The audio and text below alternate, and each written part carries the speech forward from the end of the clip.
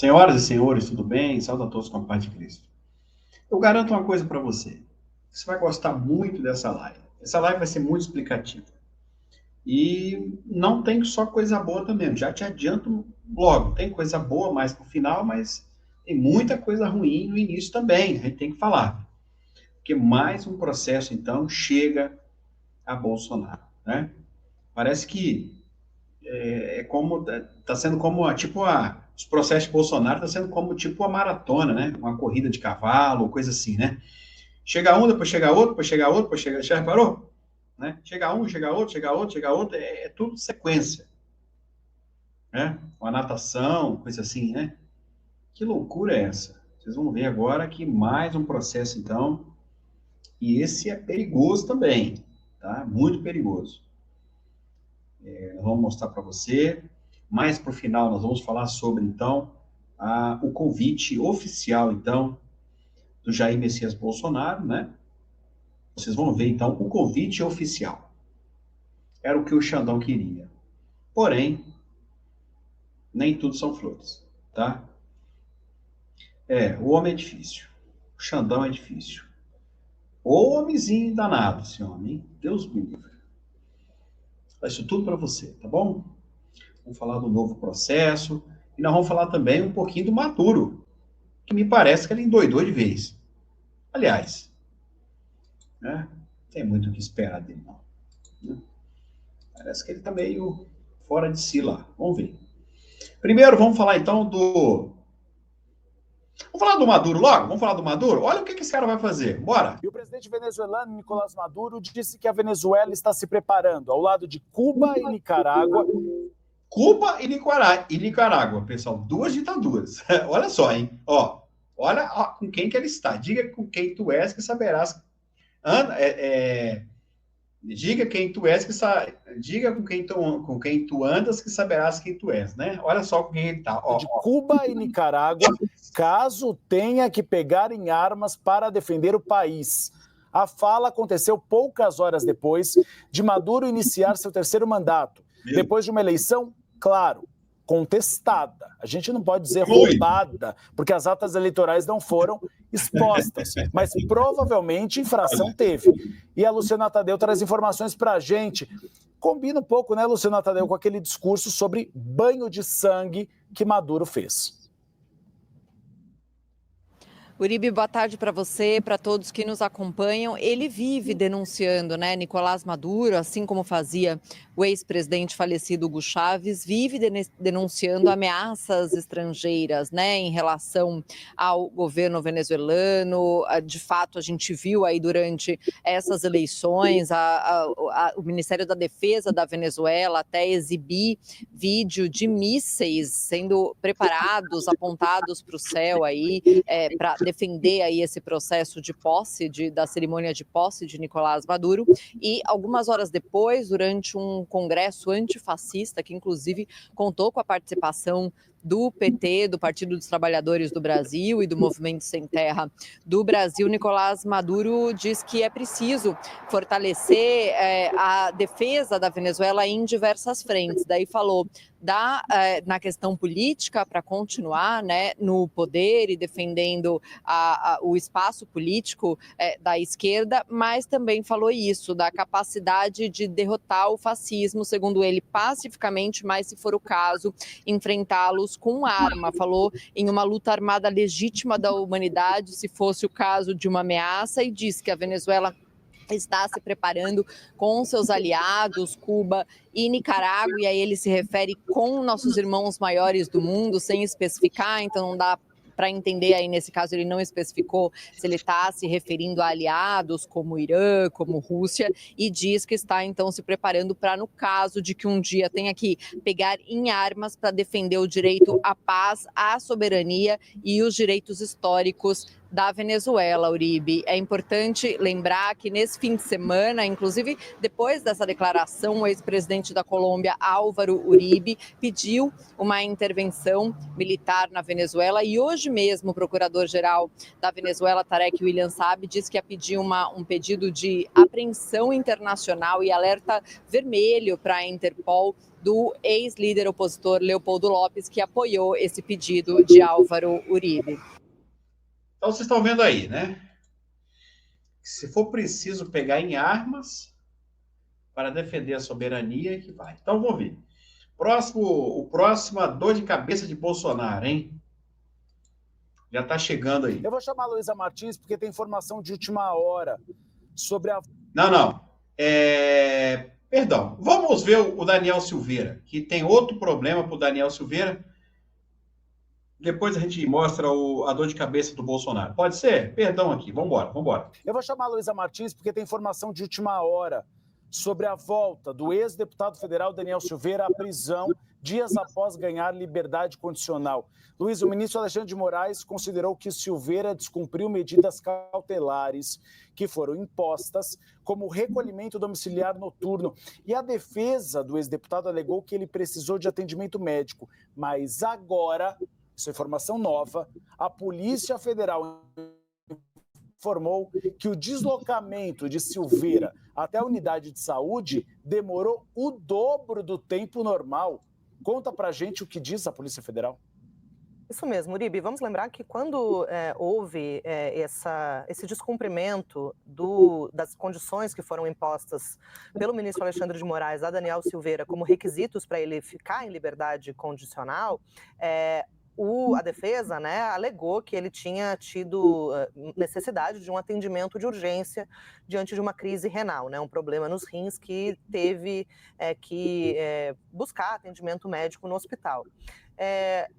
Diante de algumas suspeitas do ministro Alexandre de Moraes em relação à veracidade dessa alegação, o ministro Alexandre determinou que a Polícia Federal investigasse se tudo isso que a defesa alegou de fato fazia sentido. E aí veio esse relatório da Polícia Federal, que foi anexado aqui ao processo, e o ministro Alexandre de Moraes enviou para a Procuradoria-Geral da República se manifestar. O que diz esse relatório, Uribe? Fala na conclusão da PF que Daniel Silveira gastou cerca de 1h30 para fazer o deslocamento ao hospital, um trajeto de cerca de 25 quilômetros, o qual, de acordo com o Google, demanda em média... o qual, de acordo com o Google, demanda em média 43 minutos, ou seja, ele levou 86 minutos, levou 90 minutos para um trajeto que ocorreria em 43, né, em condições normais. E aí, o de retorno também durou mais tempo que o normal, durou cerca de 54 minutos. Uribe, isso... vai na seguinte linha, vamos analisar o que quer dizer essa conclusão da Polícia Federal. A Polícia Federal fala que, de fato, Daniel Silveira passou num condomínio, chegou de moto num condomínio onde mora sua esposa, deixou a moto lá e saiu com ela de carro para ir até o hospital, e aí por isso que esse tempo foi alongado, e depois a mesma coisa, passou de volta, na volta do atendimento, para deixá-la no seu condomínio e depois seguiu para sua residência. Então essa já vinha sendo uma tese da própria defesa, né, de que ele havia passado para buscar a sua esposa para que ela pudesse o acompanhar até o hospital. E a Polícia Federal também fala que esse atendimento de fato ocorreu, mas que não foi considerado uma emergência. Foi feita uma entrevista com o médico que realizou o atendimento, ele afirmou que estava de plantão, que se recorda de ter atendido o Daniel Silveira, que o paciente chegou se queixando de dores lombares, e informou que teria um precedente, né, um quadro mais antigo de insuficiência renal. E que aí o médico constatou que não se tratava de caso de urgência e o encaminhou para o atendimento ambulatorial ordinário de nefrologia, que esse atendimento realizado com agendamento prévio, então não teria como ele ficar ali no hospital para ter esse atendimento, já que não era uma emergência, e aí deu alta ao paciente depois de 1h30 de atendimento no hospital. Agora, Uribe, o que está em questão? Esse relatório da Polícia Federal, ele, em tese, até confirma uma parte da alegação da defesa de que ele passou para dar carona para a mulher, foi ao hospital, foi atendido e depois voltou fazendo esse mesmo caminho com a parada no condomínio da sua esposa. Acontece que, entre os requisitos impostos pelo ministro Alexandre de Moraes como essenciais ali para a manutenção da liberdade condicional, estava a impossibilidade de se deslocar no período noturno. Isso aconteceu na madrugada, né, mais ou menos por volta da meia-noite. Então, em tese, mesmo que tenha havido uma urgência, que no fim não foi constatada pelos médicos, mas ele pode ter achado que era uma questão de urgência. Ele deveria ter ido, se não tivesse dado tempo de pedir uma liminar para a justiça, o que realmente era difícil naquela altura, ele deveria ter ido diretamente ao hospital e não passado em nenhum outro lugar para dar carona para quem quer que fosse, mesmo que fosse a sua esposa. E ainda para agravar tudo isso, houve toda aquela história do passeio no shopping, em que depois foi identificado que alguns dias ali depois de ter sido beneficiado com a liberdade condicional, Daniel Silveira foi ao shopping, ficou cerca de 1 hora, salvo engano, nesse estabelecimento, conversou com fãs, segundo a defesa, né? E isso também, segundo o ministro Alexandre de Moraes, não era possível porque aos fins de semana ele é obrigado a permanecer em recolhimento domiciliar. A defesa até disse que fez uma interpretação ali da língua portuguesa que foi usada, né, dos termos que foram usados pela decisão de Moraes, numa interpretação de que ele poderia sair fora do seu domicílio no domingo, mas essa tese não foi muito aceita ali pelo ministro Alexandre de Moraes, diante de um quadro que a gente sempre fala aqui, né, Uribe, de recorrência, né, de descumprimento de ordem. Tá aí. A notícia que acaba de chegar, o Luciano Hang, dono das lojas Avan, né? Ele foi multado, sabe em quanto? 85 mil? Não. 85 milhões. É prêmio da Mega Sena. 85 milhões de reais por segundo, né? A justiça pedir que os seus funcionários votassem, tá? Votassem no Bolsonaro. Hã? Meu amigo, é desse jeito. É desse jeito. Segundo a justiça, ele pediu voto para Bolsonaro. E por causa disso, tá? Por causa disso, foi multado em 85 milhões. Saiu para mim aqui agora margem de votos que Davi Alcolumbre poderá ser eleito agora em fevereiro. 60. 60 votos, pessoal. Estão esperando que ele, né? Que ele vai receber de votos. É fraco não, cara, né? Então tá. Então agora a gente vai partir pro lado do Bolsonaro. A gente vai falar do novo processo e do passaporte, tá bom? Pra gente encerrar. Beleza? Queria mostrar um negócio pra vocês aqui, ó. Seu Bazan. Quem me segue no Instagram, o Pix foi feito para aquela menina lá, a Catiúcia, que ela tá lá. E se você precisar, aqui é um ajudando o outro, tá, pessoal? A Catiúcia, ela é psicóloga. Se você precisar de psicólogo, pode chamar ela lá, ó, no privado. Ela está lá, ó, nos comentários, tá? Está lá, Chaves Catiúcia. Ela faz atendimento gratuito para você, hein? Se você precisar, foi inscrito no canal, tá lá, ó. Tá vendo? Ela fez 3 comentários lá. Fiz o Pix para ela, tá amarelinho ali o Pix, você pode ver que tá em nome dela e ela ajuda o seu Bazan. Seu Bazan está no fundo nas fotos, olha as feridas dele, tá? E olha a mensagem dela, doutor Marcelo, estamos sem nenhum real para ajudar o seu Bazan. E eu fiz o Pix de R$300, tá bom? Para ele hoje cedo, continue nos ajudando. E ela fala lá que já foi feito os pedidos, né? De remédio, para limpar tudo, é um negócio, pessoal, a ferida é deste tamanho. É uma coisa horrível. sequelas da Covid, não anda. Pessoal, é brabo, é brabo. Compramos colchões para ele, é brabo, tá? Continue ajudando, pessoal. Tá aqui, ó. Vale a pena. Eu te falo que vale a pena, irmão. Ele só pode ficar de lado, por causa das feridas. É um negócio de louco. Bora! Agora, daqui para frente é só Bolsonaro, hein? Vambora. Olha o que armaram para ele de novo aqui, ó. Bora! A Polícia Federal enviou ao Supremo Tribunal Federal um pendrive com imagens e depoimentos colhidos nos Estados Unidos naquela investigação que apurou a venda de joias sauditas recebidas pelo então governo de Jair Bolsonaro. Quem traz as informações é o Elijanas Maia, que acompanha esse caso. Elijanas, conta pra gente o que tem nesse pendrive. Tem imagens, por exemplo, de Mauro Cid tentando vender as joias. Tem imagens, por exemplo, de interlocutores do governo federal tentando recomprá-las?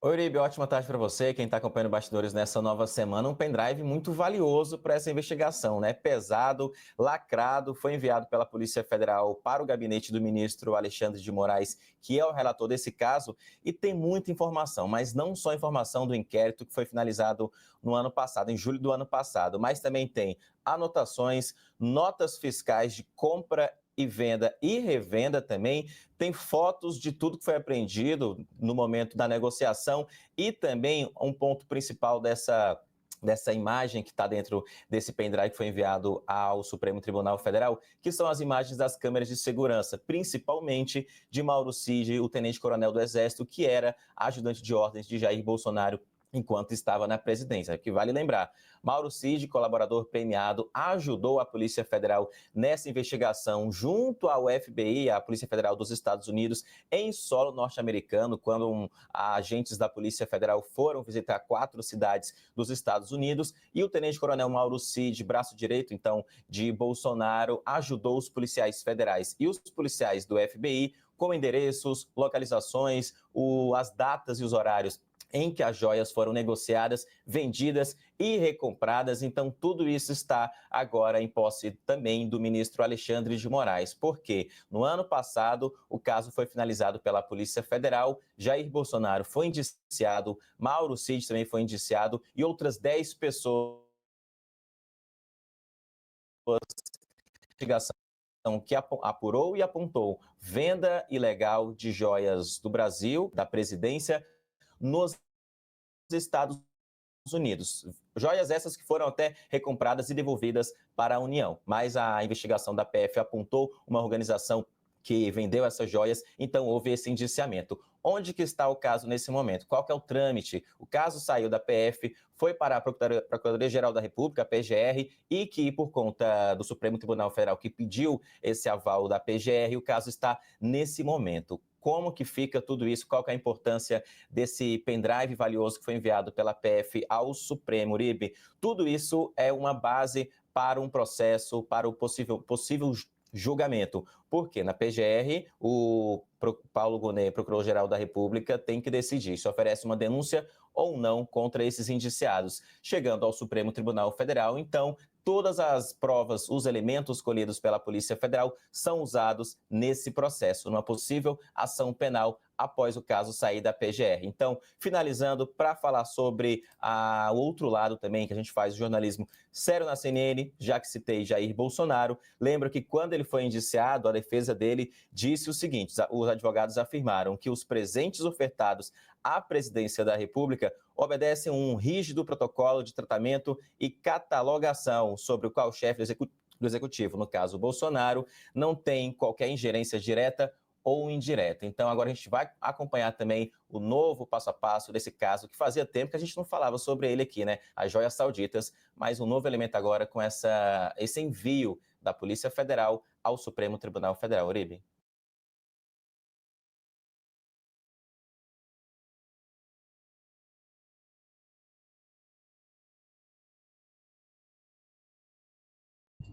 Perdão. Mais um processo. Não deixa o cara quieto, né? Vê que um está chegando lá no Supremo, acredito que já esteja até lá, e lá vai mais um. Aí daí a pouco está chegando mais um, chega mais outro. É porque eu já Eu já peguei, pessoal, eu já peguei a história. O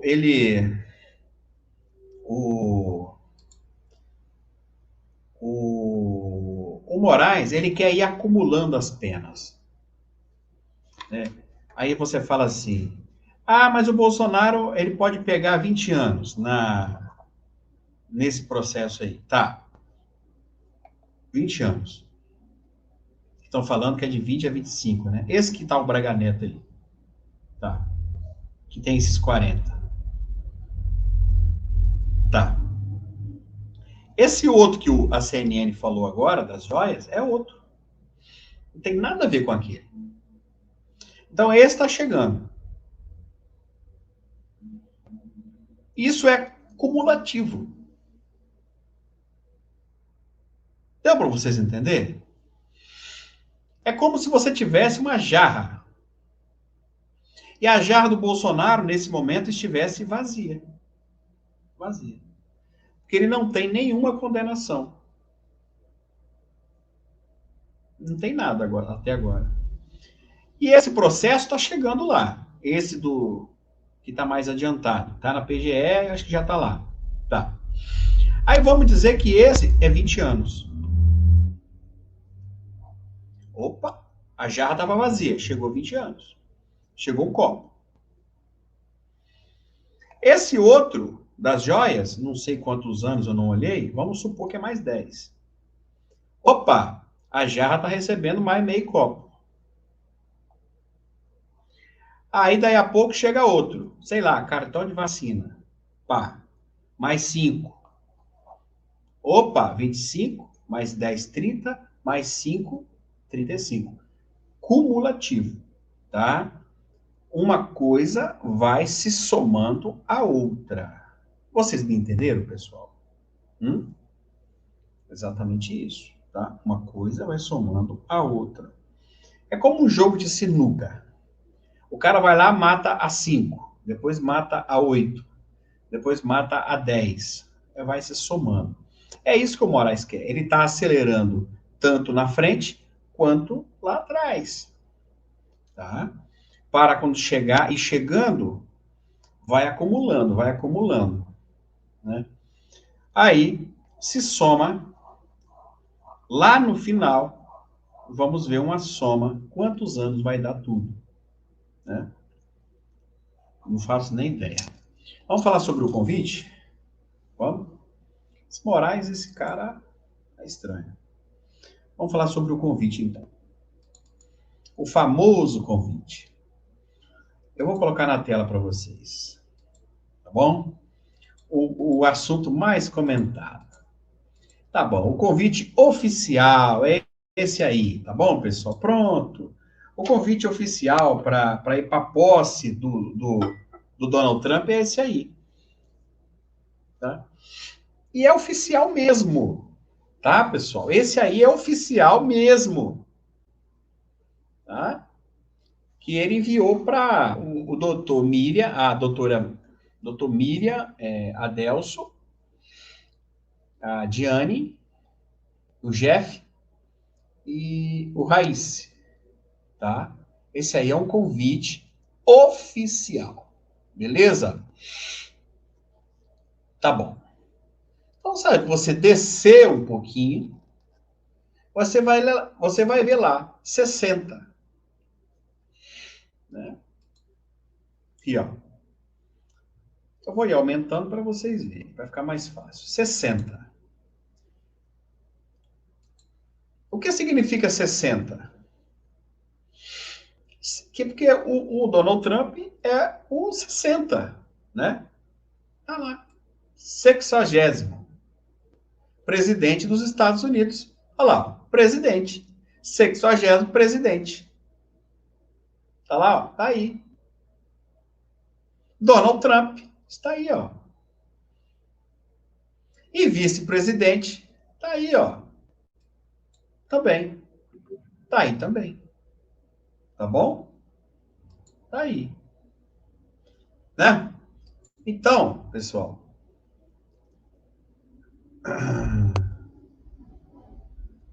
Então, meus queridos amigos, Vamos lendo. Ó, o vice dele é o Vance, né? Tá aí. Tá aí. Aonde? Que horas que vai ser? 18 horas.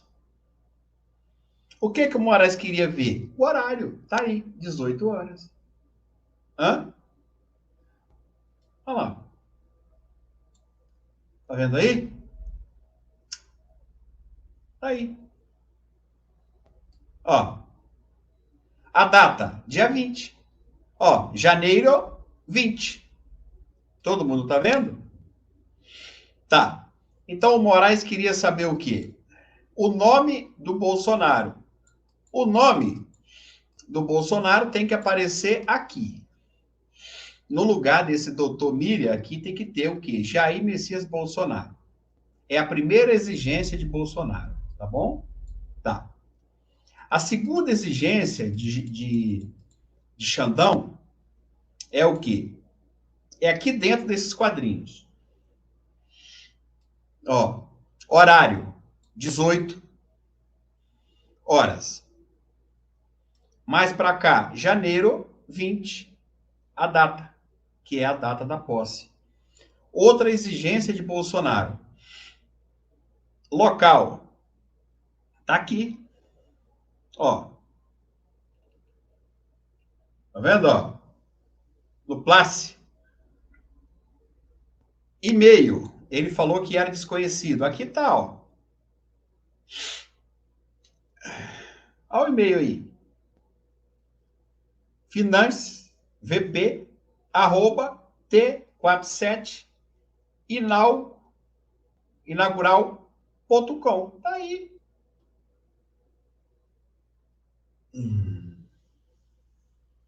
Então ali tá 10 de janeiro, foi o dia que foi enviado, de 2025. Tá aí. Então as informações que o Moraes quer tá dentro desse quadrado. E aqui seria o nome de Jair Messias Bolsonaro. Esse convite aqui, eu recebi uma foto de uma pessoa, que eu não posso falar o nome,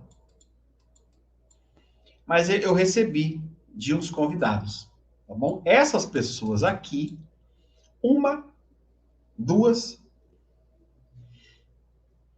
eu não sei se isso aqui é um nome só, acredito que seja, tá? Totô, Miriam, papá, tá? Eu acredito que seja um nome só, tá? O nome do sujeito é grande, hein? O doutor Miriam, né? Aí. Ou doutor, né? Pode ser homem, pode ser mulher. Pode ser mulher. Pode ser mulher, né? Enfim, tá? Isso não me interessa agora. Tá? Mas aqui teria que ter o quê? O nome de Jair Messias Bolsonaro nesse trecho aí. Tá? Então, esse aí é o convite oficial, tá? Tá bom? O que eu quero dizer para vocês?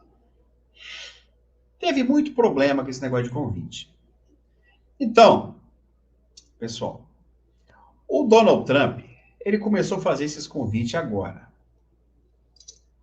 Para ganhar tempo, deixa eu explicar para você. Para ganhar tempo, abriu-se o e-mail antes. E você podia cadastrar lá o seu nome e que já ia o outro convite, aquele branquinho que vocês viram rodando na internet, que também é um convite. Só que aquele branquinho que é enviado por e-mail não é um convite para você ficar na área VIP. É um negócio para você ficar na pipoca, né? Na pipoca, na pista. Não tem pista e camarote? Pois é. O Eduardo Bolsonaro, para ganhar tempo com o processo, porque já teve isso, o Moraes já fez isso com o falecimento da mãe do Valdemar da Costa Neto, que não deu tempo por causa dessas bicuinhas O Eduardo Bolsonaro, ele correu contra o tempo. Ele foi lá, fez o cadastro do Bolsonaro para ganhar tempo. Ele não estava preocupado, pessoal, com esse convite ou com convite branco ou vermelho. Ele é amigo do Donald Trump. O Donald Trump vai chamar o Bolsonaro para estar do lado dele. Não ia deixar o Bolsonaro ficar em pista lá, no meio dos outros lá e pá. Então, o outro convite saiu primeiro. Aí o que o Eduardo fez? Olha, vamos pegar o que vai sair primeiro. Porque nós temos um processo pela frente. Nós temos que protocolar, fazer o pedido. E foi isso que ele fez. Ele correu lá, fez o pedido, pô. Aí o Moraes olhou, nunca que a gente ia imaginar que o Moraes ia se preocupar com o remetente. Falou, não, esse aqui eu não quero. Eu quero o vermelhinho, que é esse aqui. Por que fez isso? Para poder atrasar. Né? Atrasar. E aí, olha aí. Agora que o Donald Trump começou a emitir os convites. Esse convite, pessoal, eu não sei se está chegando por correio ou coisa assim. Se for por correio, nós estamos lascados, né? Nós estamos lascados. Tem que ver como que o Moraes vai aceitar esse convite. A notícia ruim agora. A notícia ruim é que você não ajudou o seu Bazan até agora, né? Nem compartilhou e nem curtiu. Isso é ruim. Porque ele está sentindo dor lá essa hora. Né? Deitado do lado, assistindo nós, cheio de ferida. Nós temos que ajudar ele. A notícia ruim, pessoal, é que até mesmo os aliados de Jair Messias Bolsonaro falam que mesmo o convite chegando de cavalo, de égua, de cachorro, de pomba, de avião, o ministro não vai liberar. E ele vai fazer hora com a cara de Donald Trump. Fazer o quê, né? É difícil, mas... Difícil, né? Dá raiva, né? Mas a verdade é isso que está correndo aí. Depois de tudo isso tudo, ele vai negar ainda. É a conversa que eu soube agora há pouco. Me ajuda, curta, compartilha, forte abraço.